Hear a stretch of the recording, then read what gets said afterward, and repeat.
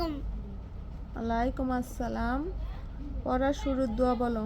রব্বি জিদনি ইলমা রব্বি ইয়াসির আলা তুয়াসির আতাম্মিম আলাইনা বিল খাইর।